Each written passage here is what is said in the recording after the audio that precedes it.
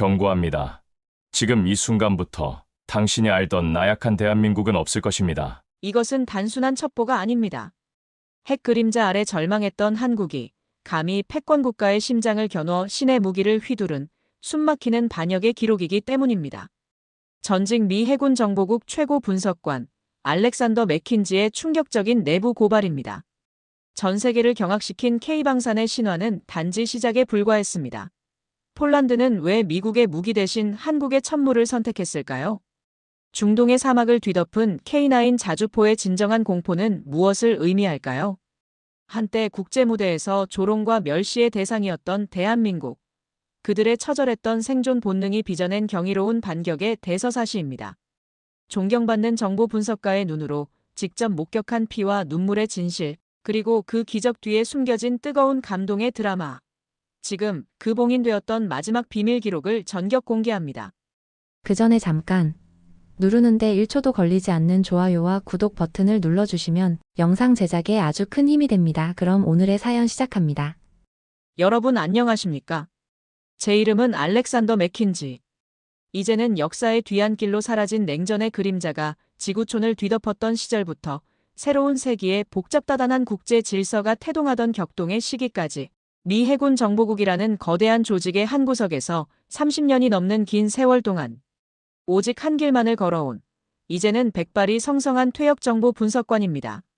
제 젊음과 열정을 고스란히 바쳤던 그곳에서 저는 주로 동아시아, 그 중에서도 특히 한반도를 둘러싼 보이지 않는 힘들의 미묘한 균형과 그 이면에 숨겨진 각국의 군사 전략을 심층적으로 분석하는 임무를 수행했습니다. 지금은 워싱턴 DC 외곽의 한적한 포토맥 강변 자택 서재에 파묻혀 먼지 쌓인 지난날의 비밀 보고서들과 빛바랜 작전 지도들을 정리하며 소일하고 있습니다만 제 가슴속 깊은 곳에는 여전히 제가 현역 시절 온 심혈을 기울여 집요하게 추적했던 한 작은 나라에 대한 경이롭고도 충격적인 기억과 차마 당시에는 세상의 빛을 보지 못하고 극비 문서함 속에 봉인해야만 했던 엄청난 비밀의 파편들이 생생하게 살아 숨쉬고 있습니다. 오늘 제가 용기 내어 제 인생의 마지막 과업이라 생각하고 여러분께 털어놓으려는 이 이야기는 어쩌면 현재 우리가 당연하게 받아들이고 있는 국제사회의 기존 질서와 상식을 송두리째 뒤흔들어 버릴 만큼의 엄청난 파괴력을 가진 것일지도 모릅니다. 냉엄한 국제정치의 현실 속에서 한반도라는 지정학적 화약고의 한가운데서 핵무기라는 절대 반지를 끝내 손에 쥐지 못한 채 오로지 자신의 생존을 넘어 강대국으로 나아가야만 했던 작은 나라, 대한민국. 바로 그들이 어떻게 스스로를 단련시키고 또 단련시켜 고대 신화 속에서나 나올 법한 상상조차 할 수 없는 괴물과도 같은 힘을 길러내어 동아시아의 평화를 위협하고 세계 패권을 넘보던 거대한 붉은 용 중국 공산당의 오만한 야욕에 정면으로 맞서 싸웠는지에 대한 숨막히고도 처절했던 기록이기 때문입니다. 때는 바야흐로 2024년으로 거슬러 올라갑니다. 지금 우리가 이렇게 평화로운 일상을 누리고 있는 이 순간과는 비교할 수 없을 정도로 당시 전 세계는 마치 제3차 세계대전이라는 거대한 화산, 폭발 직전의 마그마처럼 뜨겁고도 불안한 극도의 긴장감에 휩싸여 있었습니다. 시진핑 중국 국가주석은 이미 공산당 총서기 사면임이라는 전례 없는 장기 집권의 발판을 마련한 후 노골적으로 하나의 중국이라는 낡은 깃발을 다시 꺼내들고 자유독립국가 대만에 대한 군사적, 외교적 압박 수위를 연일 최고조로 끌어올리고 있었습니다. 대만 해협 상공에는 중국 인민해방군 공군의 전투기들이 하루가 멀다 하고 대만의 방공식별구역을 침범하며 무력 시위를 벌였고 해상에서는 중국 해군의 최신의 항공모함과 구축함들이 대만을 포위하는 듯한 대규모 연합 해상기동훈련을 보란듯이 감행했습니다. 그뿐만이 아니었습니다. 남중국해와 동중국해의 거의 모든 바다는 이미 중국 해군의 안방처럼 변해버렸고 그들의 군사적 팽창 야욕은 마치 브레이크 풀린 폭주 기관차처럼 거침없이 전 세계로 뻗어나가고 있었습니다. 그것은 마치 언제 어디서 터질지 모르는 거대한 시한폭탄과도 같았습니다. 시진핑의 그 끝없는 야욕은 이미 동아시아라는 지역적 한계를 넘어 전 세계를 미증유의 전쟁 공포라는 검은 그림자 속으로 질질 끌고 들어가고 있었던 것입니다. 당시 국제 정세 분석가들 사이에서는 그 누구도 심지어 우리 미국조차도 중국의 저 광기 어린 폭주를 쉽사리 막을 수 없을 것이라는 비관적인 전망이 지배적이었습니다. 워싱턴 DC 펜실베이니아 애비뉴 1600번지 백악관 지하. 깊숙한 곳에 자리한 대통령 직속 비밀 안보 회의실. 언론에서는 흔히 상황실이라고 부르는 바로 그곳. 그곳은 연일 단 한순간도 꺼지지 않는 수십 개의 모니터 불빛과 함께 극도로 절제된 브리핑과 숨막히는 토론, 그리고 때로는 격렬한 논쟁이 뒤섞인 채 그야말로 하루하루가 피를 말리는 듯한 극도의 긴장감만이 온 방안을 무겁게 짓누르는 공간이었습니다. 어느 늦은 밤이었습니다. 창밖에는 세찬 비바람이 몰아치고 있었고 상황실 내부의 공기는 더욱 차갑고 무겁게 가라앉아 있었습니다. 이미 몇 시간째 이어진 중국 문제 관련 긴급대책회의 끝에 대통령께서 마침내 깊은 시름이 역력한 표정으로 두 손으로 마른 세수를 하며 침통하게 입을 열었습니다. 그의 목소리는 평소의 단호함과 자신감을 잃고 낮게 가라앉아 있었으며 두 눈에는 깊은 피로와 함께 어찌할 수 없는 고뇌의 그림자가 짙게 드리워져 있었습니다. 결국 중국의 대만 무력 침공은 이제 피할 수 없는 현실, 단지 시간 문제일 뿐이라는 것인가?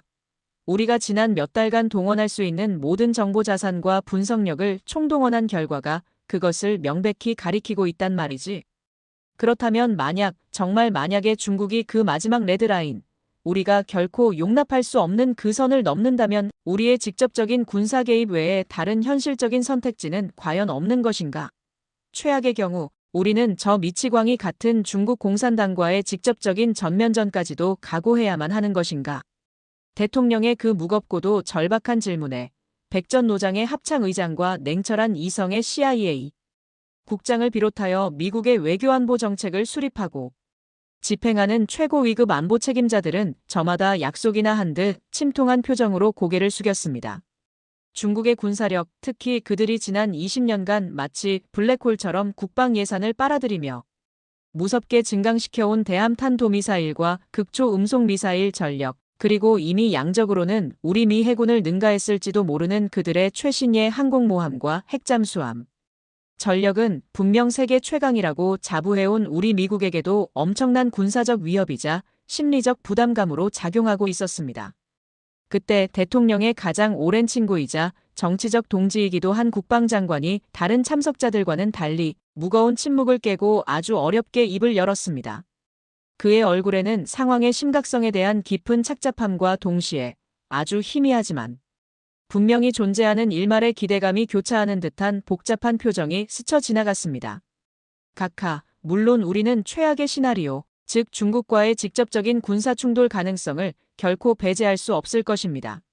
만약 그런 상황이 현실화된다면 우리 미국 역시 상상조차 하기 어려운 막대한 인명, 피해와 경제적 손실을 각오해야만 할 것입니다. 하지만 각하, 그리고 이 자리에 계신 모든 분들께 감히 말씀드리건대 어쩌면 우리에게 아직 정확히 알려지지 않은 혹은 우리가 의도적으로 간과하고 있었을지도 모르는 또 다른 결정적인 변수가 하나 존재할지도 모르겠습니다. 바로 아시아 대륙 동쪽 끝에 위치한 작은 반도 국가, 대한민국입니다. 국방장관의 그 예상치 못했던 한마디에 회의실 안의 모든 최고 위급 인사들의 시선이 일제히 그에게로 집중되었습니다. 대한민국? 그 작은 나라가 어떻게 저 거대한 중국의 야욕을 저지하고 동아시아의 군사적 균형을 뒤흔들 결정적인 변수가 될 수 있단 말인가? 회의실 안에는 순간적으로 당혹감과 의아함, 그리고 노골적인 회의감마저 뒤섞인 기묘하고도 어색한 침묵이 감돌았습니다.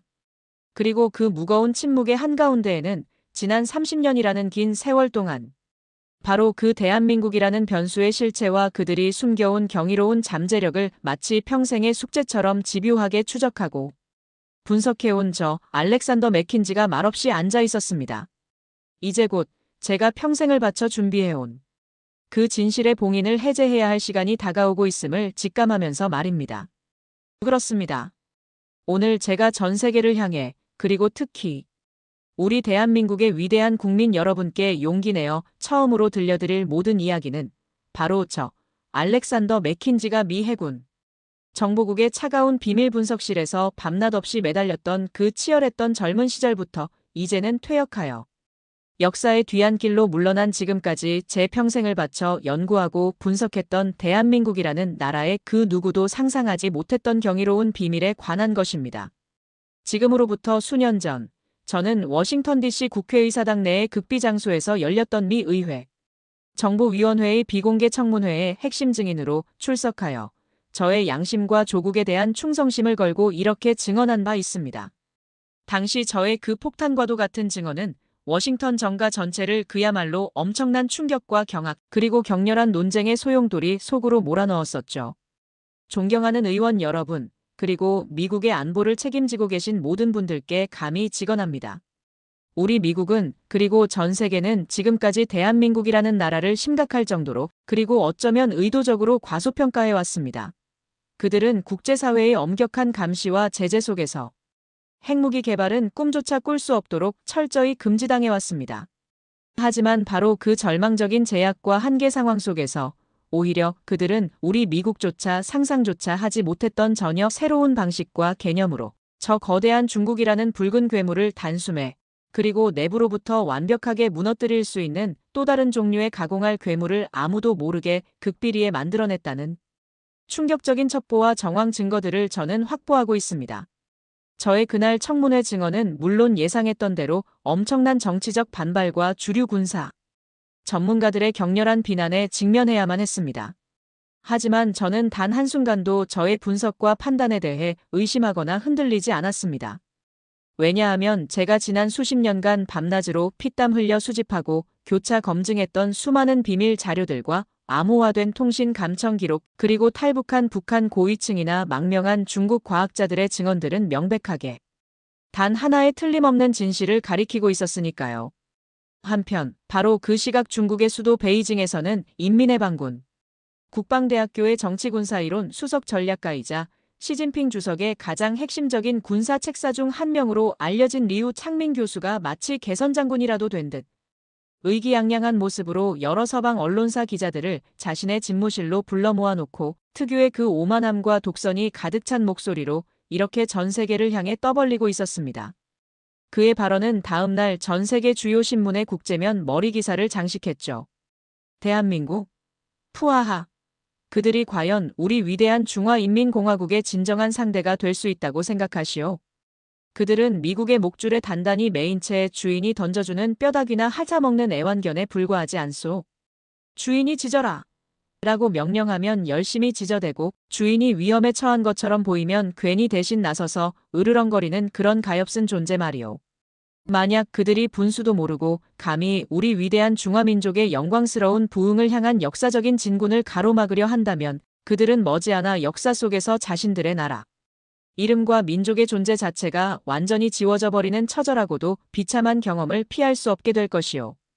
그의 그 저속하고도 모욕적인 망언은 즉각적으로 국제 외교가에 엄청난 파장을 일으켰지만 동시에 그것은 당시 한국의 독자적인 국방 능력과 미래의 전략적 가능성을 애써 무시하고 의도적으로 폄훼하려는 국제사회, 특히 친중 성향 국가들의 불편하고도 위험한 시선을 일정 부분 정당화하고 대변하는 것이기도 했습니다. 저는 리우 창밍의 그 구역질 나는 망언을 전해 듣고 제 서재의 벽에 걸린 한반도 지도를 한참 동안이나 말없이 바라보았습니다. 그리고 제 가슴속 가장 깊은 곳에서부터 마치 뜨거운 용암과도 같은 무언가가 부글부글 끓어오르며 치밀어 오르는 것을 똑똑히 느꼈습니다. 리우 창밍, 그리고 전 세계의 모든 어리석은 자들이여, 똑똑히 두고 보라. 당신들이 그토록 경멸하고 무시하며 얕잡아보는 저 동방의 작은 나라 대한민국이 과연 어떤 상상조차 할 수 없는 방식으로 당신들의 그 오만하고도 추악한 코를 납작하게 만들어줄 것인지, 그리고 역사는 과연 누구의 편에 서서 최후의 미소를 짓게 될 것인지를 저의 아주 오래된 그리고 이제는 빛발에 누렇게 변해버린 비밀 회고록의 첫 번째 챕터, 그 첫 번째 문장은 이렇게 시작됩니다. 대한민국은 지난 반세기가 넘는 시간 동안 국제사회로부터 특히 미국의 강력한 통제와 감시 아래 핵무기 개발을 철저히 금지당해왔다. 그것은 한국전쟁의 끔찍한 참화를 경험했던 그들에게는 국가의 생존과 직결된 엄청난 안보적 제약이었으며 동시에 한때 아시아의 호랑이라고 불렸던 그들의 민족적 자존심에 깊은 상처를 남긴 뼈아픈 트라우마였다. 하지만 역사는 때때로 우리에게 가장 절망적인 순간에 가장 위대한 반전을 선물하곤 한다. 역설적이게도 바로 그 지독하고도 참을 수 없는 결핍과 제약이라는 절망적인 조건이 대한민국이라는 나라로 하여금 기존의 모든 상식과 통념을 뛰어넘어 그 누구도, 심지어 그들 자신조차도 상상조차 하지 못했던 전혀 새로운 방식의 경이로운 혁신을 잉태하고 탄생시키게 만들었던 것이다. 그렇습니다, 여러분. 저는 바로 그 순간부터 대한민국이 비밀리에 개발하고 있을지도 모르는 미지의 전략 무기, 제가 개인적으로 극비 연구 문서에서 고대 북유럽 신화 속 종말의 날에 신들을 삼켜버리는 거대한 늑대, 괴물의 이름을 따서 코드명 펠리르라고 명명했던 바로 그 경이롭고도 두려운 존재의 실체를 어렴풋이나마 감지하고 있었던 것입니다. 북유럽 신화 속에서 신들의 세계의 최후의 황혼, 즉 라그나로크를 가져오는 무시무시한 늑대 괴물 펠리르가 결국 주신 오딘을 한 입에 삼켜버리고 세상의 종말을 고하듯 대한민국의 비밀병기 펠리르는 기존의 모든 낡은 군사적 상식과 강대국 중심의 힘의 균형을 단 한순간에, 그리고 너무나도 허무하게 무너뜨려버릴 가공할 만한 잠재력을 그 이름 속에 이미 깊숙이 숨기고 있었던 것입니다. 여기서 여러분께서 분명히 아셔야 할 점은 제가 언급하는 이 펠리르라는 것이 여러분께서 흔히 영화나 소설에서 접하는 것처럼 단순히 엄청난 파괴력을 가진 신형 대륙 간탄 도미사일이나 수소폭탄 혹은 레이저 위성병기 같은 그런 전통적인 개념의 대량 살상 무기가 결코 아니라는 사실입니다. 그것은 제가 수십 년간의 정보 분석을 통해 도달한 결론에 따르면 훨씬 더 고차원적이고 훨씬 더 지능적이며 그래서 역설적으로 훨씬 더 치명적이고도 파괴적인 존재였습니다.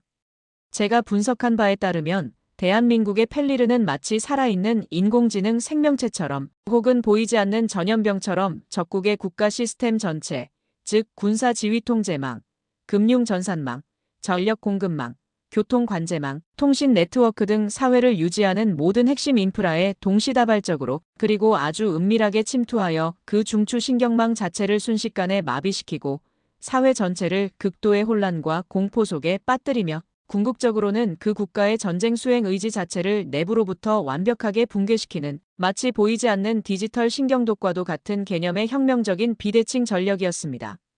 중국이라는 그 거대한 몸집과 엄청난 인구를 가진 아시아의 공룡을 단 한 방의 물리적 타격이나 인명, 살상 없이도 내부에서부터 아주 천천히 그리고 그래서 더욱 고통스럽게 질식시켜 무너뜨릴 수 있는 그런 상상조차 하기 어려운 무서운 힘을 가지고 있었던 것이죠.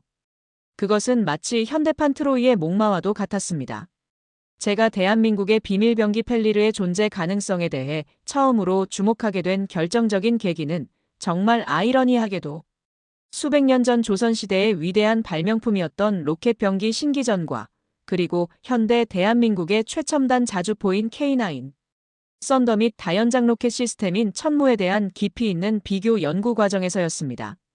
저는 몇 년 전 워싱턴 DC에 위치한 스미소니언 국립항공우주박물관의 한쪽 구석에 초라하게 전시되어 있던 신기전의 실물 크기, 복원 모형과 함께 전시된 그 정교하기 짝이 없는 상세한 설계도를 몇 시간이고 너클 잃은 채 황홀하게 바라본 경험이 있습니다. 작은 나무 수레 위에 100여 개의 화약 로켓을 각기 다른 발사, 각도와 사거리를 갖도록 정밀하게 장착하여 단 한 번의 점화로 동시에 발사함으로써 마치 오늘날의 다탄두 각계 목표? 제도린 미사일이나 확산탄처럼 매우 광범위한 지역의 적진을 단숨에 불바다로 만들고 초토화시키는 그 창의적이고도 혁신적인 발상과 정밀한 기계공학적 기술력. 그것은 과연 500년도 더 된 과거의 기술이라고는 도저히 믿기 어려울 정도의 경이로움과 천재성 그 자체였습니다. 당시 저는 그 자리에서 한국인들의 그 뛰어난 과학적 독창성과 실용적인 응용 능력에 대해 깊은 존경심을 느끼지 않을 수 없었습니다.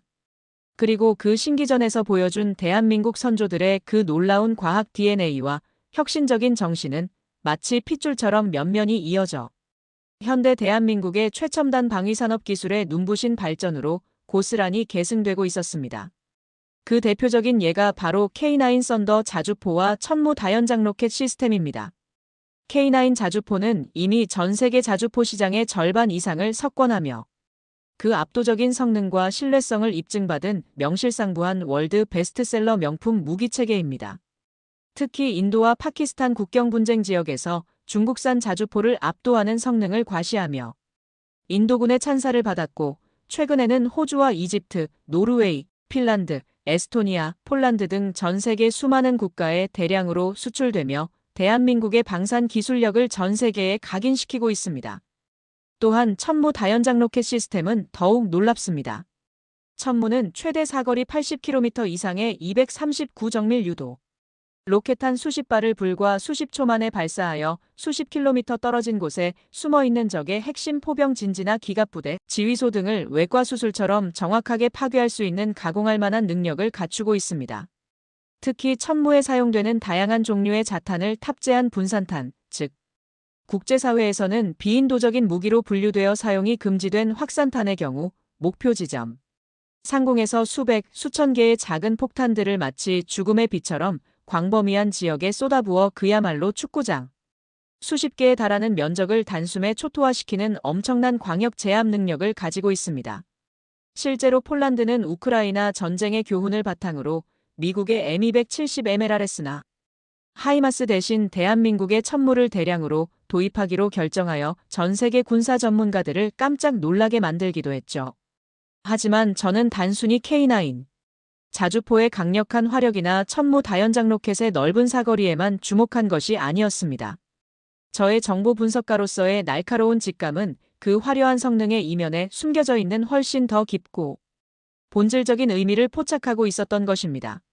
만약 대한민국이 그 수백 년 전 신기전에서 보여주었던 시대를 초월한 창의적인 발상과 K9 및 천무에서 구현해낸 세계 최고 수준의 정밀, 유도 기술 및 다탄두 분산 확산 기술을 그들이 이미 독보적인 경쟁력을 확보하고 있는 최첨단 반도체 설계 및 제조, 기술, 타의 추종을 불허하는 인공지능 및 빅데이터 분석 기술, 그리고 날이 갈수록 그 중요성이 커지고 있는 사이버전 및 전자전 교란 방어 기술과 완벽하게 융합시킨다면 그 결과는 과연 무엇일까? 단순한 물리적 파괴나 살상을 넘어 적국의 가장 핵심적인 시스템만을 마치 유령처럼 골라내어 정밀하게 마비시키거나 교란시키고 심지어는 역으로 장악하여 아군에게 유리한 방향으로 조종할 수도 있는 이른바 선택적 마비 및 지능형 교란이라고 할 수 있는 기존의 모든 전쟁 패러다임을 근본적으로 뒤바꾸어 버릴 수 있는 그런 혁명적이고도 공포스러운 기술을 이미 그들이 비밀리에 완성했을 가능성은 없을까? 그리고 그것이 바로 제가 그토록 찾아 헤매던 펠리르의 진짜 모습이자 본질은 아닐까? 저의 등골을 타고 서늘하다 못해 차가운 전율이 마치 전류처럼 흘렀습니다.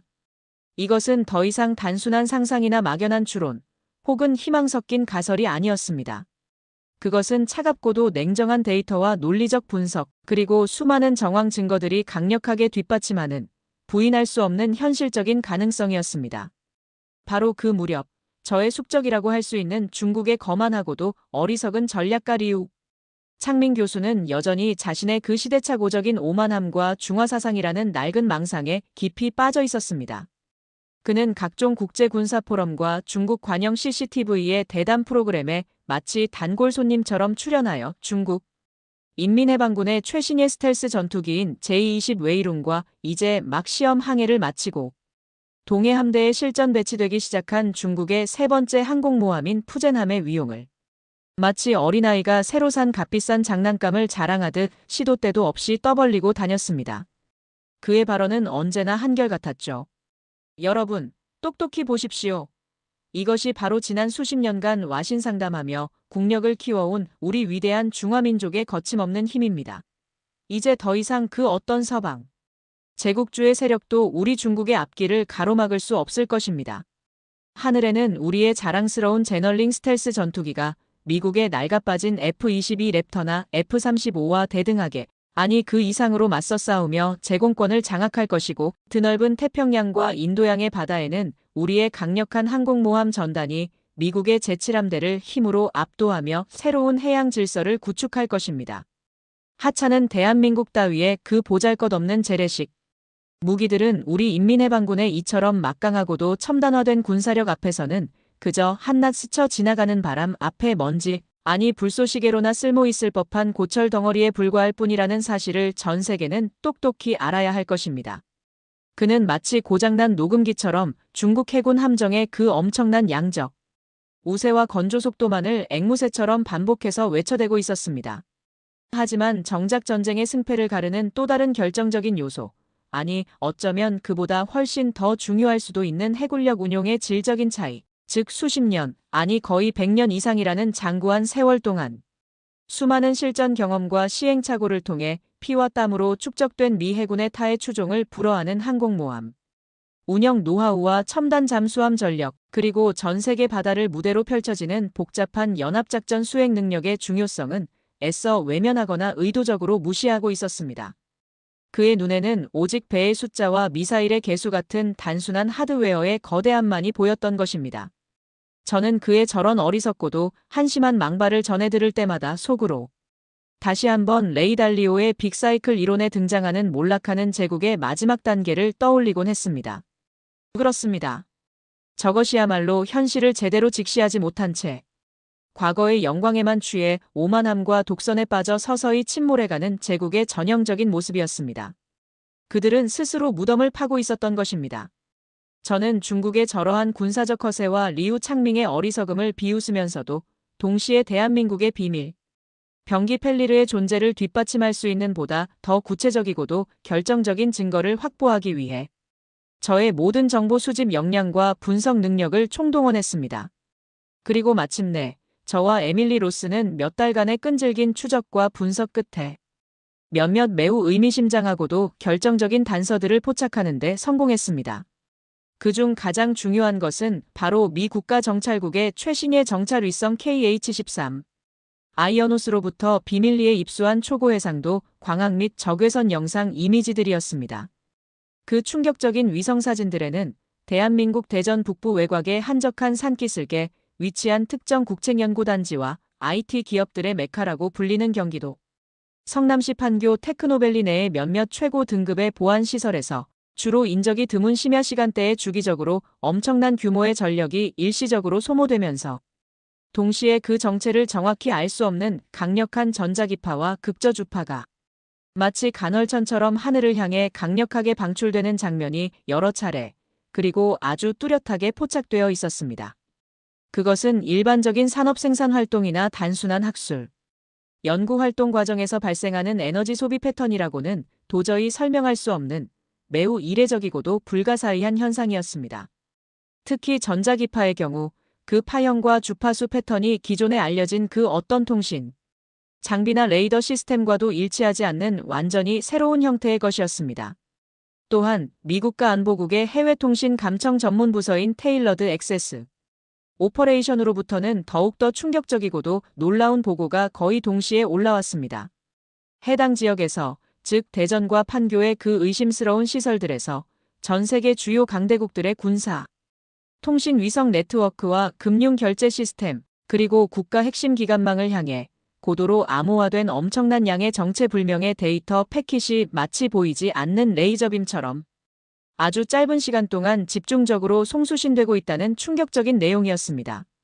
이것은 과거 중국이나 러시아의 해커 조직들이 감행했던 단순한 수준의 분산, 서비스 거부 공격이나 정보 수집을 위한 해킹 시도와는 그 규모나 정교함, 그리고 목적 자체가 질적으로 전혀 다른 훨씬 더 고도화되고 조직적인 형태의 신종 사이버 공격 혹은 강력한 전자전 공격의 사전 테스트이거나 실전 대비 훈련일 가능성이 매우 높았습니다. 이 모든 경이롭고도 섬뜩한 정황 증거들은 바로 제가 그토록 확신했던 펠리르라는 가상의 존재가 더 이상 단순한 추론이나 상상의 산물이 아니라 이미 대한민국의 어느 비밀스러운 실험실에서 구체적인 실체를 가지고 조용히 그리고 아주 치밀하게 개발되어 완성 단계에 이르렀음을 강력하게 시사하는 것이었습니다. 대한민국은 그 누구도 눈치채지 못하는 사이에 그리고 전 세계의 모든 예상을 뛰어넘는 방식으로 다가올 미래의 하이브리드 전쟁, 즉 물리적 공간과 사이버 공간이 결합된 새로운 형태의 전쟁을 완벽하게 준비하고 있었던 것입니다. 저는 이 엄청난 발견 앞에서 경외감과 함께 등골이 오싹해지는 것을 느꼈습니다. 저의 이러한 충격적인 분석과 주장에 대해 국제정보 분석가, 커뮤니티와 군사전략가, 그룹 내에서도 점차 신중하게 귀를 기울이며 동조하는 전문가들이 하나둘씩 나타나기 시작했습니다. 특히 중동 지역의 정보전에 관한 한 세계 최고의 전문가로 알려진 이스라엘 모사드의 전직 유럽 담당 국장이었던 한 익명의 고위정보 관계자는 최근 영국의 권위 있는 국방안보 전문지인 제인스 디펜스 위클리와의 비공개 인터뷰에서 다음과 같이 매우 의미심장하고도 도발적인 발언을 남겨 전 세계 정보기관들을 다시 한번 긴장시켰습니다. 솔직히 말해서 우리 이스라엘은 오랫동안 대한민국이라는 나라를 매우 특별한 관심과 경계심을 가지고 주시해왔소. 그들은 우리가 생각하는 것보다 훨씬 더 조용하고 내성적이지만 동시에 그래서 더욱 예측 불가능하고 무서운 잠재력을 가진 나라요. 특히 그들이 보유한 세계 최고 수준의 첨단 정보 통신 기술과 그것을 그 누구도 상상하지 못했던 창의적인 방식으로 응용하여 새로운 가치를 창출하는 능력은 때때로 우리의 오랜 경험과 예상을 아득히 뛰어넘어 우리를 놀라게 하곤 했소. 정말 만약에 그들이 그 엄청난 과학기술적 잠재력을 본격적으로 군사적인 목적으로 활용하여 자신들만의 독특한 비대칭 전략 무기체계를 개발하기 시작한다면 글쎄, 아마도 전 세계 그 어느 나라도 그 가공할 만한 결과와 파괴적인 파급 효과를 쉽사리 예측하거나 온전히 감당하기는 매우 어려울 것이라고 나는 단언할 수 있소. 그의 그 마치 예언과도 같은 말은 마치 대한민국이 이미 아무도 모르게 판도라의 상자를 열어젖혔음을 강력하게 암시하는 듯 했습니다. 하지만 그럼에도 불구하고 여전히 워싱턴 DC의 정책 결정권을 쥔 주류 인사들과 대부분의 전통적인 군사 전략 전문가들은 저의 이러한 경고와 주장을 애써 외면하거나 의도적으로 평가절하하려 했습니다. 심지어는 한때 저의 가장 절친한 친구이자 멘토였으며 당시 해군 정보국의 국장 자리에 있었던 제임스 해밀턴 제독조차 어느 날 저를 자신의 집무실로 따로 불러 커피를 권하며 이렇게 부드럽지만 단호한 어조로 충고를 건네곤 했습니다. 알렉스, 나의 오랜 친구여. 자네의 그 누구도 따라올 수 없는 뛰어난 열정과 깊은 통찰력은 내가 항상 진심으로 존경에 마지 않는 바이지만 솔직히 말해서 이번 대한민국의 펠리르건은 아무래도 좀 지나친 감이 없지 않아 있네. 우리가 너무 한쪽의 가능성만을 지나치게 확대 해석하여 한국의 숨겨진 잠재력을 과대평가하고 있는 것은 아닌지, 그리고 더 나아가 우리의 이러한 섣부른 분석과 호들갑이 자칫 중국을 불필요하게 자극하여 오히려 동아시아의 군사적 긴장을 더욱 고조시키고 상황을 악화시키는 것은 아닌지, 우리는 보다 냉정하고 신중하게 다시 한번 처음부터 모든 것을 재검토해 보아야 할 필요가 있네. 자네도 익히 잘 알다시피 지금 백악관과 국무부, 그리고 펜타곤의 전반적인 분위기는 결코 우리에게 우호적이지 않다네. 오히려 그들은 자네의 주장을 위험한 불장난으로 여기고 있을지도 모르네. 그의 진심 어린 충고는 고마웠지만 저는 결코 저의 신념을 꺾을 수 없었습니다. 바로 그때 마치 운명처럼 저에게 한 명의 너무나도 소중하고 든든한 아군이자 조력자가 생겼습니다. 그녀의 이름은 에밀리 로스. 앞서 잠시 언급했지만 보스턴의 명문 MIT에서 컴퓨터 과학과 국제 안보학을 복수 전공하고 졸업과 동시에 수석에 가까운 우수한 성적으로 미 해군 정보국에 막 배치된 젊고 아름다우며 동시에 누구보다도 명석한 두뇌와 뜨거운 열정을 가진 신임 정보 분석가였습니다. 처음 에밀리가 저의 연구팀에 합류했을 때만 해도 그녀는 저의 펠리르 가설에 대해 매우 회의적이고 심지어는 약간 비판적이기까지 한 태도를 보였습니다.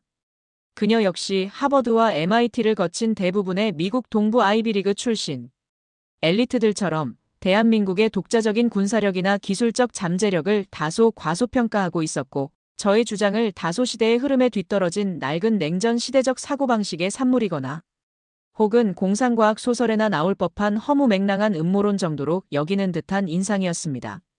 하지만 제가 지난 수십 년간 축적해온 방대한 양의 비밀 자료들과 복잡한 데이터 분석 결과들을 그녀에게 끈기 있게 하나하나 제시하고 무엇보다도 지난 수천 년의 장구한 역사 속에서 수없이 많은 외세의 침략과 내부의 혼란, 그리고 전쟁의 참화 속에서도 결코 굴하거나 좌절하지 않고 마치 불사조처럼 오뚜기처럼 다시 일어섰던 대한민국의 그 위대하고도 경이로운 역사적 저력과 위기, 극복 DNA, 그리고 현대에 이르러서는 불과 반세기라는 짧은 시간 만에 전 세계를 놀라게 한 압축적인 경제 발전과 성숙한 민주화, 그리고 최근에는 K-팝과 K-드라마, K-푸드 등으로 대표되는 강력한 K-컬처의 힘으로 전 세계 젊은이들의 마음을 사로잡고 있는 그 역동적인 문화적 잠재력에 대해 깊이 있게 학습하고 진심으로 이해하게 되면서 에밀리의 그 차갑고 이성적이던 눈빛은 점차 순수한 의심에서 뜨거운 호기심으로 그리고 마침내는 깊은 존경과 확신으로 서서히 변해가기 시작했습니다. 그녀는 자신의 그 누구도 따라올 수 없는 천재적인 컴퓨터 과학 지식과 날카로운 데이터 분석 능력, 그리고 젊은 세대 특유의 창의적인 문제 해결 능력을 바탕으로 저의 펠리르 연구를 그 누구보다도 적극적이고 헌신적으로 돕기 시작했습니다. 때로는 저조차도 미처 생각하지 못했던 전혀 새로운 관점과 혁신적인 아이디어를 제시하며 우리가 그토록 찾아 헤매던 펠리르의 실체에 한 걸음 더 가까이 다가가는 데 있어서 결정적이고도 핵심적인 기여를 했습니다. 에밀리는 어느새 저에게는 단순한 부하 직원이자 연구 파트너를 넘어서 마치 친딸처럼 아끼고 신뢰하는 가장 믿음직스러운 동반자이자 펠리르 프로젝트에 없어서는 안 될 핵심적인 공동 연구자가 되어 있었던 것입니다. 우리는 함께 거의 매일 밤 해군 정보국 지하의 창문도 없는 분석실에서 쪽잠을 자고 차가운 피자와 커피로 끼니를 때우는 것을 밥 먹듯이 했고, 수백, 수천 개의 가설들을 세우고 검증하며 데이터를 분석하고 때로는 서로의 의견이 달라 얼굴을 붉히며 격렬한 논쟁을 벌이기도 했습니다. 하지만 우리의 최종적인 목표는 언제나 단 하나였습니다. 바로 대한민국이라는 나라가 자신들의 생존과 미래를 걸고 극비리에 숨기고 있는 그 엄청나고도 경이로운 비밀, 코드명 펠리르의 진실된 실체를 전 세계 앞에 명명백백하게 밝혀내는 것, 그리고 그것이 가져올 새로운 시대의 의미를 제대로 규명하는 것이었습니다. 시간은 결코 우리 편이 아니었습니다. 마치 모래시계의 마지막 모래알이 떨어지듯 동아시아의 안보 시계는 점점 더 파국적인 결말을 향해 숨가쁘게 흘러가고 있었습니다. 그리고 마침내 중국 공산당과 시진핑 주석의 인내심이 그 한계의 바닥을 드러내기 시작했습니다. 앞서 언급했던 중국 인민해방군의 거만하고도 호전적인 나팔수 리우 창민 교수가 어느 날 베이징에서 열린 대규모 국제군사전략 포럼의 기조연설 석상에서 전 세계 주요 언론사 카메라들이 지켜보는 가운데 마치 광기에 사로잡힌 사람처럼 두 주먹을 불끈 쥐고 테이블을 내리치며 이렇게 광기 어린 선전포고를 내뱉던 바로 그 운명적인 순간, 저는 마치 오래전부터 이 순간을 예견하고 미리 준비라도 한 듯 조금의 망설임도 없이 단상으로 성큼성큼 올라가 그의 면전에 대고 다음과 같이 준엄하게 그리고 전 세계를 향해 똑똑히 일갈했습니다. 아직도 바로 어제 일처럼 그 순간의 모든 장면과 제 심장의 격렬한 고동소리가 생생하게 기억납니다.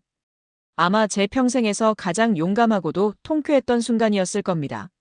리우 창민 교수, 그리고 이 자리에 함께하고 계신 중국 대표단 여러분, 그리고 전 세계의 양심 있는 모든 군사전략가와 지식인 여러분.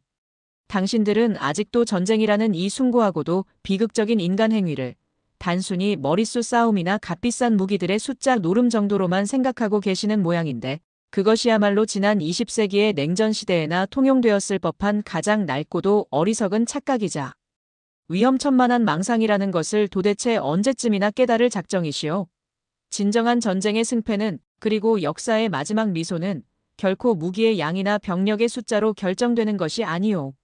그것은 상식을 뛰어넘는 혁신적인 전략과 예측 불가능한 전술, 그리고 무엇보다도 그 어떤 절체절명의 위기 앞에서 결코 절망하거나 꺾이지 않는 강인하고도 위대한 민족 정신에서 나오는 것이라는 사실을 왜 당신들만 모르고 있단 말이오. 당신들은 혹시 저 넓고 거친 바다가 당신들의 안방, 마당에 있는 평평한 육지라도 되는 줄 아시오? 당신들의 그 요란하게 자랑하는 중국 해군의 최신의 항공모함 함대가 유사시에 저 폭이 가장 좁은 곳은 고작 130km밖에 되지 않는 저 대만 해협조차 제대로 건너서 성공적인 상륙작전을 감행할 수 있을 것이라고 정말로 순진하게 믿고 있단 말이오. 지난 수십 년간, 아니 거의 100년이 넘는 시간 동안 전 세계의 모든 바다를 누비며 수많은 실전 경험과 시행착오를 통해 피와 땀으로 축적된 우리미 해군의 이타의 추종을 불허하는 항공모함 운영 노하우와 첨단 핵잠수함 전력, 그리고 전 세계 동맹국들과 함께 펼치는 복잡하고도 정교한 연합작전 수행 능력과 비교해 볼 때 당신들의 그 얼마 되지도 않는 항공모함 운영 능력은 이제 겨우 아장아장 걸음마를 뗀 새 살배기 어린아이 수준에 불과하다는 냉엄한 현실을 정녕 모르신단 말이오. 그리고 리우 창민 교수, 당신에게 오늘 한 가지 더 중요한 사실을 똑똑히 알려드리리까. 당신들이 그토록 하찮게 얕보고 한 수 아래로 무시하는 저 동방의 작은 나라 대한민국은 이미 당신들의 그 모든 군사적 허점과 전략적 약점을 정확하게 손금 보듯 파악하고 당신들이 밤잠을 설치며 꾸는 그 어리석은 붉은 제국의 꿈을 단 한순간에 물거품으로 만들어버릴 당신들이 상상조차 할 수 없는 전혀 새로운 방식의 치명적인 반격을 가할 만반의 준비를 이미 오래전에 다 끝냈을지도 모른다는 사실을 말이오. 저의 그야말로 사자후와도 같은 준엄한 일갈에 조금 전까지만 해도 기고만장하여 세상을 다 가진 듯 의기양양해하던 류 창민 교수는 순간적으로 말문이 막힌 듯 아무런 대꾸도 하지 못하고 새빨갛게 달아오른 얼굴로 저를 노려보기만 할 뿐이었습니다. 그의 두 눈에서는 당혹감과 분노, 그리고 아주 미세하지만 분명한 두려움의 그림자가 스쳐 지나가는 것을 저는 똑똑히 볼 수 있었습니다. 그는 분명 저의 그 돌직구와도 같은 발언의 무게와 그 안에 담긴 섬뜩한 진실의 편린을 본능적으로 느끼고 있었던 것입니다. 하지만 그는 애써 자신의 평정심을 되찾으려는 듯 곧바로 저를 향해 미국의 고용된 정신, 나간 늙은이 혹은 패권 몰락을 두려워하는 퇴물제국의 마지막 발악이라며 인신공격적인 막말을 퍼부으며 상황을 모면하려 했습니다. 하지만 이미 그의 오만했던 가면은 산산조각 나버린 후였습니다. 그리고 마침내 전 세계가 그토록 우려하고 또 두려워했던 올 것이 오고야 말았습니다. 중국은 더 이상 국제사회의 그 어떤 경고나 외교적 노력에도 아랑곳하지 않고 대규모 연합 군사훈련을 빙자하여 사실상의 대만 무력 침공 작전을 개시하려는 듯한 최종적인 군사적 움직임을 보이기 시작했습니다. 동시에 한반도 서해에서는 수십 척의 중국 군함들이 마치 검은 그림자처럼 NLL을 수시로 넘나들며 대한민국 영해를 침범하고 중국 공군의 전투기들은 백령도와 연평도 상공까지 위협 비행을 감행하며 일촉즉발의 심각한 군사적 위기를 조성했습니다. 그것은 마치 동아시아 전체를 한꺼번에 삼켜버리려는 듯한 중국의 오만하고도 위험천만한 거대한 도박이었습니다. 전 세계 모든 국가들은 문자 그대로 숨을 죽이며 미국의 군사적 개입 여부만을 초조하게 그리고 애타게 기다리고 있었습니다. 워싱턴 DC의 백악관과 펜타곤의 지하 벙커는 그야말로 불야성을 이루며 거의 24시간 내내 긴급국가안보회의와 군사대책회의가 쉴 새 없이 이어졌지만 미국 정부는 섣불리 직접적인 군사적 대응에 나섰다가 자칫 제3차 세계대전이라는 인류 최후의 파국으로까지 사태가 걷잡을 수 없이 확전될 것을 극도로 우려하여 쉽사리 최종적인 결단을 내리지 못하고 있었습니다. 모두가 절망적인 침묵 속에서 미국의 현명하고도 용기 있는 결단만을 간절히 바라보던 바로 그 절체절명의 순간 대한민국 대통령은 청와대 지하벙커에서 백척 간두에 위태롭게 놓인 대한민국의 국가적 명운과 5천만 국민의 생명을 두 어깨에 짊어지고 조용하지만 그 누구보다도 단호하고도 결연한 표정으로 그리고 전 세계 그 누구도 감히 예상하지 못했던 전혀 새로운 방식으로 그동안 철저하게 베일에 가려져 왔던 대한민국의 마지막 비장의 카드, 코드명 펠리르의 전면적인 사용을 최종적으로 승인했습니다. 그것은 더 이상 인류에게 파멸적인 공멸만을 가져올 뿐인 낡은 시대의 유물, 핵무기라는 악마의 발톱이 아니었습니다. 그것은 바로 대한민국의 찬란한 지혜와 불굴의 용기, 그리고 세계 최첨단의 과학기술력이 완벽하게 하나로 융합되어 탄생한 다가올 새로운 시대를 여는 평화의 신의 방패이자 동시에 불의를 응징하는 정의의 심판의 검이었습니다.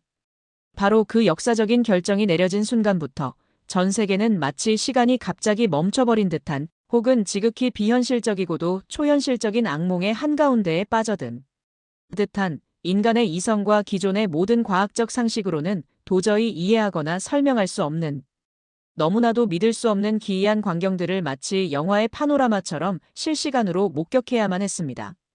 대한민국의 비밀병기 펠리르가 실제로 발사되거나 어딘가에서 폭발하는 그런 직접적이고도 물리적인 모습은 그 지구상 어느 곳에서도 단 한순간도 찾아볼 수 없었습니다. 하지만 그럼에도 불구하고 그 보이지 않는 힘의 효과는 즉각적이었고 상상을 초월할 정도로 치명적이었으며 그리고 너무나도 완벽하고도 외과 수술처럼 정교했습니다. 가장 먼저 그 정체불명의 공격에 직격탄을 맞은 곳은 아이러니하게도 중국이 지난 수십 년간 천문학적인 국방 예산을 쏟아부으며 세계 최고 수준이라고 그토록 자랑에 마지 않았던 베이징과 상하이, 그리고 광저우와 선양 등 중국 대륙의 주요 핵심 대도시들에 위치한 최첨단 군사 지휘통제센터들이었습니다. 이 거대한 인공 두뇌들은 마치 약속이나 한 듯이 동시다발적으로 그 원인을 정확히 알 수 없는 치명적이고도 복구 불가능한 시스템 오류를 일으키기 시작했습니다. 회의실의 벽면을 가득 채우고 있던 수백 개의 대형 전술 상황판 스크린들이 일제히 시커멓게 암전되거나 알아볼 수 없는 의미 불명의 노이즈 화면으로 뒤덮이며 공포스러운 경고음을 내뱉기 시작했고, 전 세계 각지에 흩어져 있는 중국군 예하 부대들로부터 실시간으로 전송되어야 할 모든 중요한 작전 데이터의 흐름과 통신 링크가 단 한순간에 완벽하게 두절되어 버렸습니다. 수십 년간 막대한 예산을 쏟아부어 야심차게 구축했던 중국 인민해방군의 두뇌이자 심장이라고 할 수 있는 통합지휘통제 시스템, 이른바 C4ISR 시스템 전체가 마치 내부에서부터 치명적인 바이러스에 감염되어 스스로 붕괴하듯 속수무책으로, 그리고 너무나도 허무하게 단 몇 분 만에 완전한 기능 불능, 즉 먹통 상태가 되어버린 것입니다. 동시에 중국 대륙 전역의 주요 군사통신 네트워크는 물론이고 국가 운영의 대동맥이자 모세혈관이라고 할 수 있는 핵심적인 국가기관 산업인프라 네트워크에서도 동시다발적이고도 치명적인 연쇄 마비 현상이 마치 강력한 쓰나미처럼 걷잡을 수 없이 덮쳐왔습니다. 각 군 부대 간의 모든 유무선 연락체계는 물론이고 전국을 거미줄처럼 연결하고 있던 초고속 철도의 중앙관제 시스템, 베이징 서우두 국제공항이나 상하이 푸둥 국제공항과 같은 주요 허브 공항의 항공관제 시스템, 그리고 상하이와 선전, 증권거래소 등 국제금융 허브 도시들의 핵심 금융 전산망과 온라인 증권거래 시스템까지 그 모든 기능이 일시에 완전히 정지되거나 심각한 오류를 일으키며 중국 사회 전체를 극도의 대혼란 상태로 빠뜨렸습니다. 마치 거대한 중국 대륙이라는 살아있는 유기체의 모든 동맥과 정맥, 그리고 중추신경계가 일시에 마비되어 버린 듯한 그런 너무나도 충격적이고도 공포스러운 모습이었습니다. 중국은 단 몇 시간 만에 첨단 정보화 시대를 역행하여 암흑과 혼돈의 원시 시대로 되돌아가는 듯 보였습니다. 특히 우리 대한민국과 직접 대치하고 있던 한반도 서해상에서 오만하게 무력 시위를 벌이며 금방이라도 NLL을 넘어 남침할 것처럼 기세등등하던 중국. 북해함대 소속의 수십 척에 달하는 전투함들은 그야말로 아수라장이 따로 없었습니다. 한때 동아시아 최강의 이지스 구축함이라고 불리며 중국 해군의 자존심으로 통하던 55형. 구축함들을 포함한 대부분의 중국 최신의 전투함들은 레이더와 소나 같은 기본적인 탐지 및 추적 시스템은 물론이고 위성을 이용한 항법장치와 함선 자체의 관성 항법장치마저 갑자기 일제히 작동을 멈추면서 망망대해 위에서 자신들의 정확한 위치조차 파악하지 못한 채 방향을 잃고 우왕좌왕 표류하기 시작했습니다.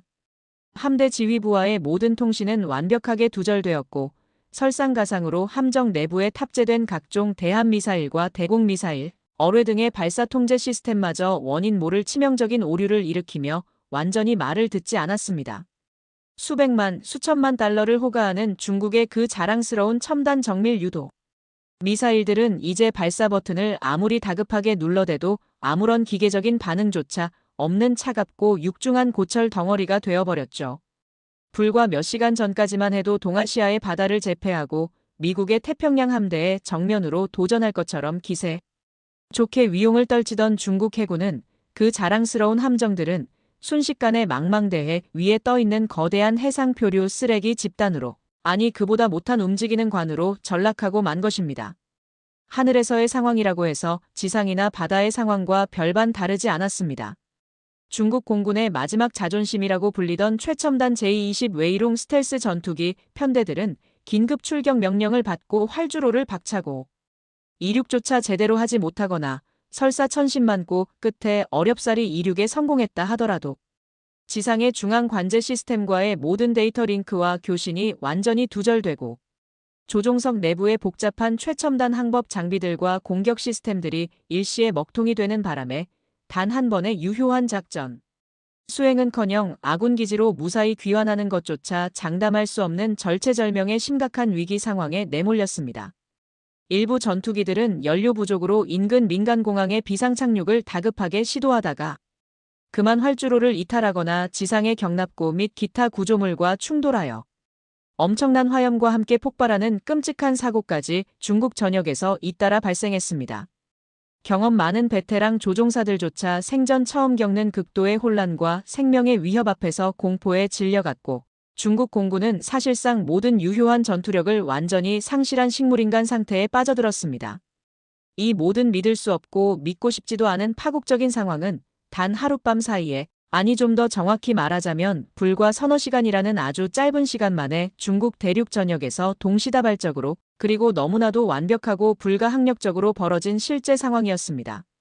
눈에 보이는 그 어떤 물리적인 공격이나 폭발, 혹은 파괴의 흔적은 그 어디에서도 단 하나도 찾아볼 수 없었지만 중국의 그 방대하고도 복잡하게 얽혀있던 군사 지휘 통제 시스템과 국가 핵심 운영 인프라는 너무나도 허무하게, 그리고 단 한 번의 반격조차 제대로 시도해보지 못한 채 속수무책으로 그 뿌리부터 송두리째 무너져 내리고 있었던 것입니다. 이것은 명백히 대한민국이 상상조차 할 수 없는 오랜 시간 동안 극도의 인내와 피땀 어린 노력으로, 그리고 세계 최고 수준의 첨단 과학기술력을 총동원하여 극비리에 준비해 온 가공할 만한 위력의 비대칭 전력, 바로 펠리르의 경이롭고도 무서운 결과였습니다. 그들은 인류 역사상 그 누구도 감히 시도하거나 상상하지 못했던 전통적인 방식의 야만적인 물리적 파괴나 대량 인명살상이 아닌 정보와 네트워크, 그리고 시스템의 완전한 마비를 통해 상대를 내부로부터 완벽하게 무력화시키는 인류 역사상 유례가 없었던 전혀 새로운 방식의 미래 전쟁을 성공적으로, 그리고 너무나도 완벽하게, 마치 한 편의 잘 짜인 교향곡을 지휘하듯 우아하게 수행하고 있었던 것입니다. 중국 공산당 지도부와 인민해방군 전체 수뇌부는 그야말로 역사상 유례를 찾아보기 힘든 극도의 혼란과 공포, 그리고 형언할 수 없는 치욕감에 휩싸여 패닉 상태에 빠져들었습니다. 특히 얼마 전까지만 해도 그토록 오만방자함과 자신감의 극치를 달리며 전 세계를 향해 큰소리치던 왕 웨이 소장은 베이징 시내 가장 깊숙한 곳에 위치한 총참모부 지하 벙커의 차가운 상황실에서 이 믿을 수 없는 재앙과도 같은 실시간 상황 보고를 받으며 마치 자신의 눈앞에서 온 세상이 무너져 내리는 것을 지켜보는 사람처럼 창백하게 질려갔습니다. 그는 자신의 두 눈으로 보고 있으면서도 도저히 이 현실을 믿을 수 없다는 듯이 부들부들 떨리는 손으로 상황판의 유리 스크린을 마구잡이로 내리치고 목이 터져라 수화기에 대고 이미 아무런 의미도 없는 명령들을 미친 듯이 고함을 지르며 절규해댔습니다. 그의 얼굴은 극도의 공포와 참을 수 없는 분노, 그리고 차마 감당할 수 없는 엄청난 치욕감으로 흉측하게 일그러져 있었습니다. 대체 이게 지금 무슨 해괴망측한 일이 벌어지고 있는 건가? 누가, 대체 어떤 미친놈들이 감히 우리 위대한 중화인민공화국에게, 세계 최강의 군사대국인 우리에게 이런 천인공노할 엄청난 도발을 자행하고 있는 거냐? 전산부, 통신부, 당장 이 모든 사태의 정확한 원인을 철저하게 파악하고 1시간 안에, 아니 단 10분 안에 모든 국가 시스템을 완벽하게 정상으로 복구하도록 해. 만약 단 1분이라도 늦거나 그렇게 하지 못한다면 여기 있는 관련자 전원을 군법회의에 회부하여 반역죄로 다스려 목을 베어버릴 것이다. 하지만 그의 그 광기 어린 절규와 피에 굶주린 듯한 협박은 이미 모든 통신이 두절되어 텅 비어버린 거대한 지하 벙커 안에서 단지 공허하고도 처량한 메아리가 되어 차가운 콘크리트 벽에 부딪혔다가 허공으로 힘없이 흩어질 뿐이었습니다. 이미 중국의 모든 시스템은 외부의 그 어떤 명령도, 그 어떤 통제도 전혀 받아들일 수 없는 완전한 불능 상태, 즉 식물인간 상태에 빠져 있었으니까요. 그는 결국 모든 것을 체념한 듯 힘없이 축 늘어진 채 차가운 강철 의자에 주저앉으며 초점 없는 텅 빈 눈빛으로 허공의 한 점을 멍하니 응시하며 마치 실성한 사람처럼 혼잣말을 중얼거렸습니다. 이것은 우리가 지금껏 알고 있던 그런 방식의 전쟁이 아니다. 이것은 일방적인 학살이다. 아니, 학살조차 아니다. 이것은 마치 보이지 않는 유령 같은 손이 우리의 심장과 두뇌를 강제로 멈추게 하고 우리의 눈과 귀를 멀게 하며 우리의 손과 발을 차가운 쇠사슬로 꽁꽁 묶어버린 것과 같다. 우리는 지금 속수무책으로 아무런 저항도 하지 못한 채 당하고 있는 것이다. 아, 우리가 대체 누구를 얕보았던 것인가? 우리가 감히 누구의 분노를 샀던 것인가? 저는 바로 그 시각 워싱턴 DC 국방부 청사 펜타곤의 가장 깊숙한 곳 지하 5층에 위치한 미 해군 정보국의 극비 글로벌 상황 통제실, 우리들 사이에서는 흔히 워룸이라고 불리는 바로 그곳에서 이 모든 숨막히고도 경이로운 과정을 단 한순간도 놓치지 않고 실시간으로, 그리고 온몸의 신경을 곤두세운 채 지켜보고 있었습니다. 제 옆에는 저의 가장 충실하고도 유능한 조력자이자 이제는 저에게 친아들이나 다름없이 느껴지는 사랑스러운 데이비드. 김이 마치 세상에서 가장 무서운 공포 영화라도 본 사람처럼 창백하게 질린 얼굴로 입을 해 벌린 채 수십 개의 다면 모니터 화면에서 눈을 단 한순간도 떼지 못하고 있었죠. 저 역시 제 평생 처음 느껴보는 온몸의 세포 하나하나가 마치 전기에 감전된 것처럼 바짝 곤두서는 듯한 엄청난 전율이 흘렀습니다. 그것은 단순한 놀라움이나 감탄 혹은 경탄을 넘어선 인간의 이성과 상상력의 한계를 시험하는 듯한 일종의 경외감과 함께 마침내 정의가 실현되었다는 깊은 안도감, 그리고 동시에 인류가 스스로 만들어낸 이 가공할 만한 새로운 힘에 대한 아주 약간의 본능적인 두려움까지도 뒤섞인 매우 복잡하고도 미묘한 감정이었습니다. 저는 나지막이 하지만 그 자리에 함께 있던 모든 정보, 분석관들과 군 관계자들이 똑똑히 들을 수 있도록 마치 역사의 한 페이지를 엄숙하게 선언하듯 이렇게 을조렸습니다. 결국 그들이 대한민국의 이름 없는 영웅들이 기어코 해냈군. 감히 잠자고 있던 아시아의 사자의 코털을 건드린 어리석고 오만한 자의 최후가 과연 어떤 것인지를 오늘 전 세계 앞에 똑똑히 그리고 아주 처절하게 보여준 것이야. 대한민국은 그들이 그토록 갈망했지만 끝내 가질 수 없었던 핵무기라는 그 위험하고도 부담스러운 날카로운 발톱 대신 상대의 존재 자체를 내부로부터 아주 조용히 그리고 단 한 방울의 피도 흘리지 않고 고통 없이 소멸시켜버릴 수 있는, 눈에는 보이지 않지만 그래서 더욱 치명적이고도 효과적인 전작이 독침을 지난 수십 년이라는 기나긴 세월 동안 아무도 모르게 조용히 그리고 아주 날카롭게 갈고 닦으며 철저하게 준비했던 것이지. 이것이 바로 내가 이미 오래전에 감히 예견하고 명명했던 대로 K목시록, 바로 위대한 대한민국의 손으로 새롭게 쓰이는 세계 역사의 마지막 장이 될지도 모르겠네. 그로부터 불과 며칠 뒤 전 세계의 모든 주요 언론 매체들은 마치 약속이나 한 듯이 연일 긴급 속보와 특집 기사를 통해 중국 대륙에서 발생한 이 미스터리하고도 불가사의한 동시다발적 국가 시스템 마비 사태와 그로 인해 야기된 상상을 초월하는 규모의 대혼란, 그리고 그 여파로 인한 중국 공산당의 야심찬 대만 무력 침공 작전의 전면적이고도 무기한적인 중단, 나아가 중국 대륙의 일부 소수민족 자치 지역들에서 마치 기다렸다는 듯이 터져나오기 시작한 대규모 독립요구 시위와 유혈 충돌 소식을 연일 헤드라인으로 긴급 타전했습니다. 뉴욕타임스와 워싱턴 포스트, 영국의 BBC와 가디언, 프랑스의 르몽드, 독일의 슈피겔 등 세계 유수의 권위 있는 언론사들은 이 전대미문의 사태의 진상을 규명하기 위해 특별 취재팀을 경쟁적으로 중국 현지에 급파했지만 그 누구도 이 미스터리한 사건의 명확한 원인이나 그 배후에 숨겨진 실체를 속 시원하게 밝혀내지는 못했습니다. 중국 공산당 정부는 전 세계를 향해 공식적으로는 일부 지역에서 동시다발적으로 발생한 예측 불가능한 수준의 대규모 기술적 결함과 때마침 겹친 심각한 자연재해의 복합적인 영향으로 인한 일시적인 국가 기능 장애라는 너무나도 궁색하고도 설득력 없는 변명을 내놓았지만 전 세계 그 누구도 중국 정부의 그 말을 곧이곧대로 믿는 순진한 사람은 단 한 명도 없었습니다. 모든 정황 증거들과 데이터 분석 결과는 단 하나의 너무나도 명확하고도 충격적인 가능성, 바로 대한민국의 그 누구도 상상하지 못했던 보이지 않는 강력한 비대칭 전력의 반격을 강력하게 가리키고 있었으니까요. 중국의 그 오만하고도 야심찼던 대만 무력 침공 계획은 당연히 시작도 해보지 못한 채 무기한 연기될 수밖에 없었고, 한때 철권 통치를 자랑하며 중국 역사상 최초의 영구 집권까지 공공연하게 넘보던 시진핑 주석의 그 하늘을 찌를 듯했던 강력한 리더십은 하루아침에 땅에 떨어져 회복 불가능할 정도의 심각한 타격을 입었습니다. 중국 공산당 내부에서는 이번 미증유의 국가적 대참사에 대한 엄청난 책임 소재를 둘러싸고 각 계파 간의 치열하고도 물밑 권력 투쟁의 조짐마저 공공연하게 감지되기 시작했습니다. 한때 세계의 지2경제대국으로 불리며 미국의 오랜 유일 패권 체제의 정면으로 도전장을 내밀던 중국의 그 하늘 높은 줄 모르던 국제적 위상은 하루아침에 처참하게 추락했고, 국제사회에서 중국이라는 나라를 바라보는 시선은 깊은 불신과 경멸, 그리고 약간의 공포심마저 뒤섞인 매우 복잡하고도 냉소적인 것이 되어버렸습니다.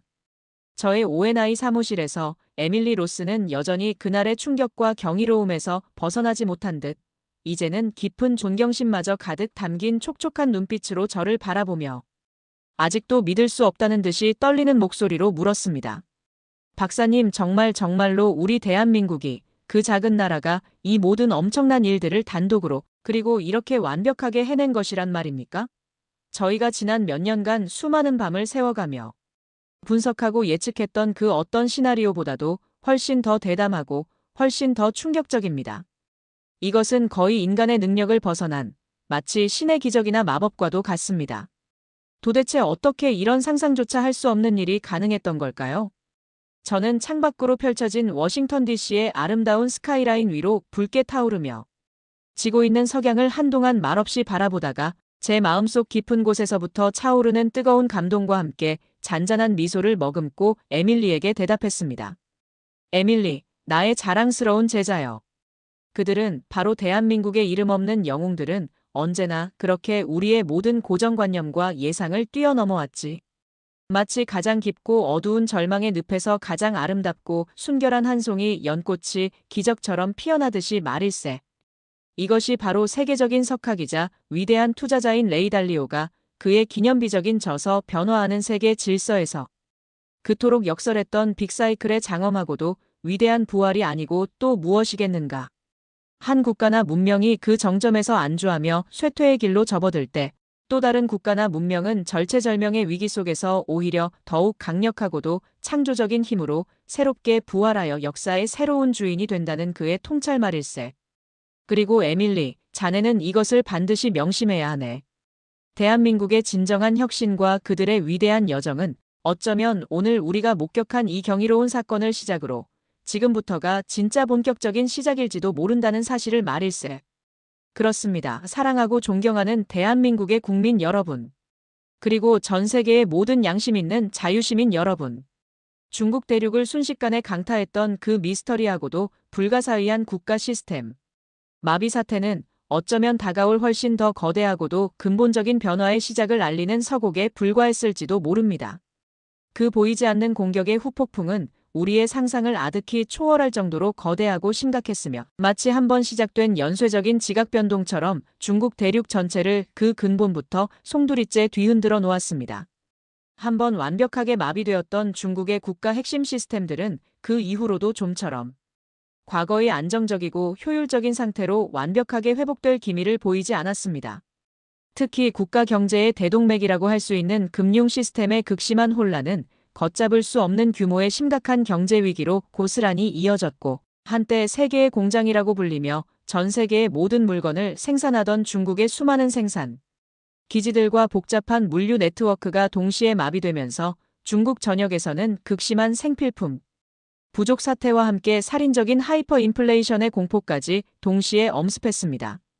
수십 년간 경제 성장의 과실을 맛보며 안일함에 빠져있던 중국 인민들의 사회적 불만과 공산당, 일당 독재에 대한 근원적인 불안은 이미 위험 수위를 넘어 폭발 직전의 임계점을 향해 빠르게 치닫고 있었고 한때 철옹성처럼 그 어떤 외부의 도전도 허용하지 않을 것처럼 보였던 중국 공산당의 그 강력했던 일당 독재 체제와 빈틈없어 보이던 사회 통제력은 눈에 띄게 약화되기 시작했습니다. 마치 오랜 세월 동안 거대한 위용을 자랑하며 버티고 서 있던 거대한 모래성이 내부의 부실과 외부의 작은 충격으로 인해 힘없이 그리고 너무나도 허무하게 스르르 허물어지고 있었던 것입니다.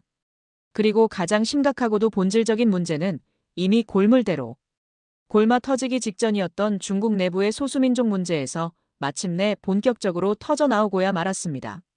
오랫동안 중국 한족 중심의 중앙정부로부터 가혹하고도 야만적이며 폭압적인 정치적 통치와 극심한 경제적 착취 그리고 문화적 차별 정책에 신음해왔던 티베트 자치구, 신장 위구르 자치구 그리고 내몽골 자치구 등의 그 광활하고도 전략적으로 중요한 소수민족 거주 지역들에서 자신들의 고유한 민족적 자결권과 완전한 독립, 국가 건설을 요구하는 대규모 평화 시위와 함께 일부 지역에서는 산발적인 무장, 봉기가 마치 오래전부터 약속이나 한 듯이 동시다발적으로 발생한 것입니다. 과거에는 중국 공산당의 그 그물망처럼 촘촘하고도 무자비한 감시와 탄압 아래서는 감히 상상조차 할 수 없었던 너무나도 대담하고도 용기 있는 저항의 몸짓들이 백주대낮에 중국 대륙의 곳곳에서 공공연하게 벌어지고 있었던 것이죠. 중국 공산당의 그 견고하고도 영원할 것처럼 보였던 철권 통치가 내부로부터 심각하게 흔들리기 시작하자 수십 년, 아니 수백 년 동안 억압받고 억눌려왔던 소수민족들의 그 간절하고도 처절했던 독립과 자유의 염원이 마치 강력한 용수철처럼 저항할 수 없는 힘으로 격렬하게 전 중국 대륙으로 튀어오르고 있었던 것입니다. 세계 각국의 주요 TV 뉴스 채널에서는 연일 눈물과 분노, 그리고 희망이 교차하는 장면들이 숨가쁘게 보도되었습니다. 티베트의 정신적 지도자인 달라이 라마의 사진을 가슴에 품고 라사의 포탈라궁 광장으로 물밀듯이 쏟아져 나온 수만 명의 티베트 시민들과 승려들, 위구르족의 전통 복장인 도파를 쓰고 동투르키스탄의 독립구호를 목 놓아 외치는 우르무치 시내의 용감한 젊은이들, 그리고 드넓은 초원 위에서 말 달리던 자신들이 바로 위대한 징기즈칸의 후예임을 그 누구보다도 자랑스러워하며 내몽골의 완전한 자치와 독립을 부르짖는 호포트의 용맹한 유목민들의 그 생생하고도 감동적인 모습이 전 세계인의 안방으로 생중계되었습니다. 이제 중국 대륙은 더 이상 시진핑이라는 단 한 명의 강력한 독재자가 통치하는 하나의 거대하고 통일된 국가가 아니라 마치 과거 혼란스러웠던 춘추전국 시대나 군벌 시대처럼 각 지역과 민족 그리고 정치 세력의 복잡한 이해관계에 따라 수십, 수백 개의 작고 큰 조각으로 산산이 분열될지도 모른다는 비관적이고도 충격적인 전망까지 국제 외교가와 정보 분석가들 사이에서 공공연하게 흘러나오기 시작했습니다. 한때 아시아를 넘어 전 세계를 호령하며 미국의 유일 패권 체제의 정면으로 도전장을 내밀 것처럼 기세등등했던 저 거대한 붉은 용 중화인민공화국은 이제 자신의 그 거대한 몸뚱이조차 제대로 가누지 못하고 내부로부터 서서히 썩어 문드러지며 역사의 뒤안길로 쓸쓸히 퇴장하는 비참한 신세로 전락하고 만 것입니다. 그리고 이러한 지정학적인 대격변의 한가운데서 전 세계는 대한민국의 그 누구도 예상하지 못했던 상상을 초월하는 숨겨진 힘과 가공할 만한 첨단 기술력에 대해 진심, 어린 경악과 함께 아낌없는 찬사를 동시에 보내기 시작했습니다. 이제 더 이상 대한민국은 동북아시아 강대국들의 틈바구니에 위태롭게 끼어 끊임없이 주변의 눈치나 보고 국력, 소모적인 내부 갈등만을 반복하는 그런 작고 힘없는 나라가 아니었습니다. 그들은 자신들의 독창적이고도 혁신적인 과학기술력과 그 어떤 시련과 고난 앞에서도 결코 굴하지 않는 불굴의 위대한 민족정신으로 한반도라는 작은 지정학적 공간의 한계를 뛰어넘어 아시아 대륙 전체, 나아가 전 세계의 기존 질서를 근본적으로 새롭게 재편하는 핵심적인 주권 국가이자 존경받는 기술 강국, 그리고 무엇보다도 미래 시대를 선도하는 새로운 리더 국가로 당당하게 급부상하게 된 것입니다. 과거 제국주의 열강들의 끊임없는 침탈과 압제 속에서 신음하며 나라를 빼앗기는 치욕적인 식민 지배의 아픔을 온몸으로 겪어야 했으며 같은 민족끼리 총부리를 겨누며 수백만 명의 사상자를 낸 동족 상잔에 씻을 수 없는 비극적인 전쟁의 폐허 속에서도 결코 좌절하거나 희망을 포기하지 않고 불과 한 세대라는 믿을 수 없이 짧은 시간 만에 전 세계가 부러워하는 한강의 기적이라는 압축적인 경제 발전을 성공적으로 이루어내어 당당히 세계 10위권의 경제대국으로 우뚝 일어선 나라. 지구상에서 가장 가난하고 암울했던 최빈국의 시절에도 자유와 민주주의에 대한 뜨거운 열망을 단 한순간도 포기하지 않고 결국 수많은 국민들의 피와 땀, 그리고 고귀한 희생을 통해 총칼보다 강한 위대한 시민의 힘으로 성숙한 민주주의를 마침내 쟁취해낸 나라.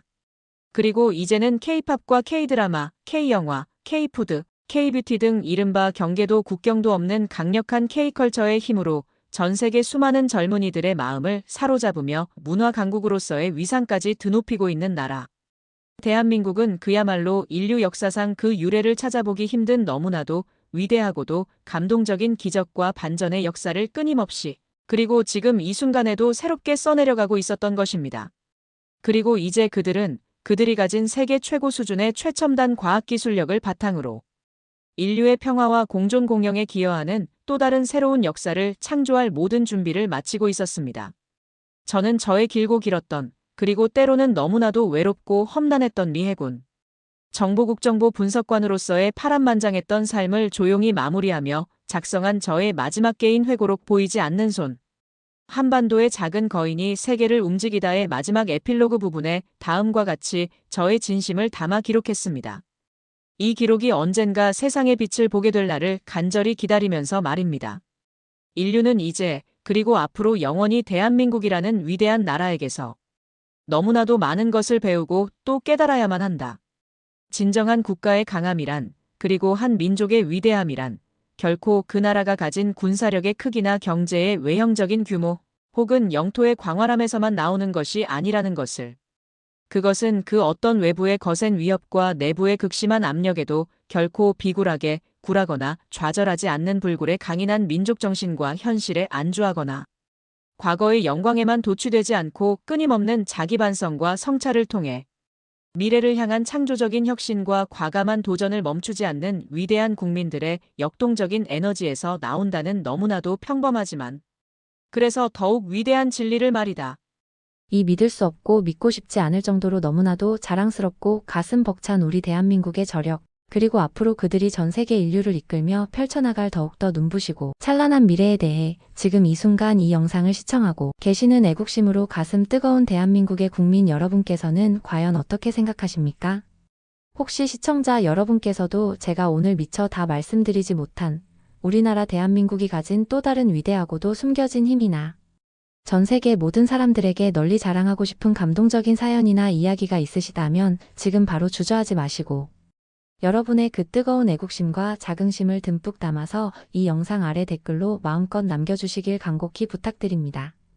그리고 대한민국의 이처럼 눈부신 현재와 앞으로 우리가 함께 만들어갈 더욱더 찬란하게 빛날 위대한 미래를 온 마음을 다해 함께 응원하고 또 동참하고 싶으시다면 지금 즉시 저희 감동사이다 채널의 구독 버튼과 좋아요 버튼을 여러분의 그 뜨거운 애국심을 담아 힘차게 그리고 자랑스럽게 꾹 눌러주시면 대단히 감사하겠습니다. 여러분의 그 하나하나의 뜨거운 관심과 진심, 어린 참여가 저희에게는 그 무엇과도 바꿀 수 없는 가장 큰 힘과 용기가 됩니다.